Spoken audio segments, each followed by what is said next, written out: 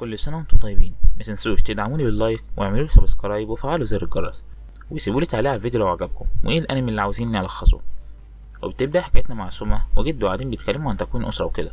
خلاص الواد قرب على وش جواز وبيديله شوية نصايح وقال له دي نصيحتي الأخيرة ليك، زي ما يكون حاسس إنه هيموت. وده اللي حصل فعلا، وبقى سوما لوحده من غير حد خالص. وبعد كده بطلنا كان في المكتبة بيضيع وقت وفجأة بيتنقل لعالم تاني وبيلاقي 3 رجالة، الواحد منهم عليه شنب ولا أجنحة مكنسة. وبعد كده بيودوه للملك وكان الكل بيبص عليه وبيقول للملك سبب استدعائه ليه وإنهم هيودوه للإمبراطورية بدل من المساعدة المالية عشان معهمش فلوس في سبيل حمايتهم من مملكة سيد الشيطان. وبيتعصب سوما على الملك واللي معاه وبيكونوا خايفين منه وبيديهم درس في الإدارة. لا الواضح إنه ما كانش بيضيع وقت.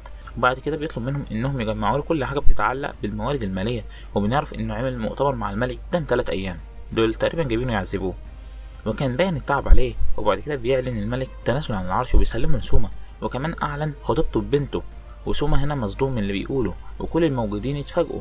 وبقى كده سوما ملك مملكة الفريدن، وده اللي عمل ضجة منهم اللي أيد ومنهم اللي عارض. وبعد كده نشوف ليشيا اللي بتكون راجعة للمملكة بعد ما سمعت إن البطل سوما سرق العرش من أبوها، وبترجع بتلاقي أبوها حاطط في بطنه بطيخة صيفي وبيفهمها إن هو اللي عطاه العرش وخطبها ليه.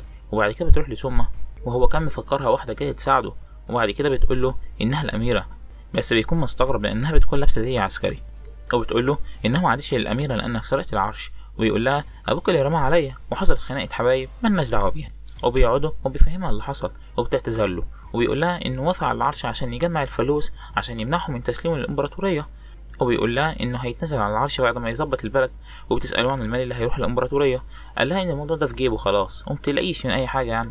وبتتفاجئ إنه باع الكنوز الوطنية. وبيقول لها أنا بعت بس اللي ملوش أهمية والباقي منه اللي هعرضه في المتحف ومنه اللي هو عبارة عن أسلحة سحرية. وبيقول لها أنا عملت كده في سبيل إنهم ما يسلمونيش للإمبراطورية وأخر دفع المال إلى آخر يوم. وبتقول له استخدم المال ده أحسن في تقوية الجيش عشان نبقى قادرين على مقاومة الإمبراطورية.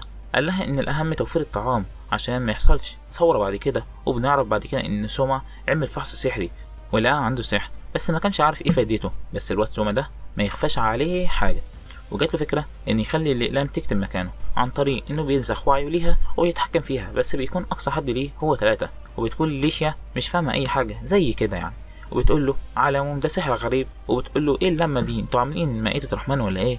قال لها لا يا حاجة أنت جعانة ولا إيه؟ أنا بدور على الفلوس المسروقة عن طريق إني بعمل مقارنة بين الفلوس المدفوعة والفلوس اللي جاية وبشوفهم زي بعض ولا لأ، ولا بيحصل سرقة، واللي هيتمسك بيسرق هيتحبس وهصادر كل أملاكه.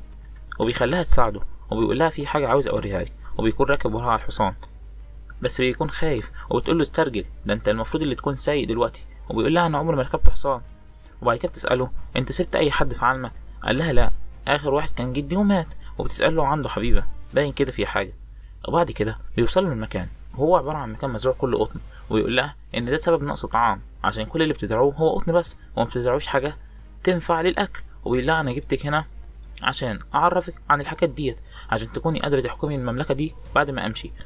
وبيكون سوما وليشيا قاعدين بياكلوا وبيجي واحد شبه البنات كده وده بيكون قائد الحرس الملكي، وبيقعد وبياكل معاهم وبيسأل سوما عن الإصلاحات. سوما بيقول له إنه مفيش حد يعتمد عليه خالص غير رئيس الوزراء، وده اللي بيخليه يجند الناس عن طريق أحجار التواصل.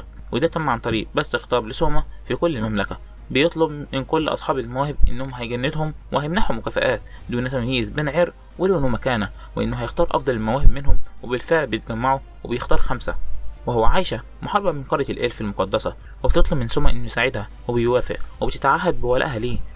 والتاني هي جونا وهي أشهر مغنية في المملكة. التالت بونشو وده باحث في الطعام، وأول ما بيروح يقف قدام سوما بيقع وأنا عن نفسي مش عاوز أكون في مكانه. وبيشجعه سوما وبيرفع من معنوياته. ونيجي للرابع وهو هاكويا الأبرز بينهم، حيث إنه أصبح في ليلة وضحى يد سوما الأيمن. وأخيرا الذئب الصغيرة واللي موهبتها إنها بتقدر تتكلم مع الحيوانات، واللي جات بسر حتى سوما الهادي صدم عند سماعه، وهو اللي هنعرفه الجزء الجاي. وبكده نكون وصلنا لنهاية الفيديو، وبتمنى يا رب يكون الفيديو عجبكم وتقول لي ايه رأيكم في التعليقات تحت. متنساش الاشتراك في القناة.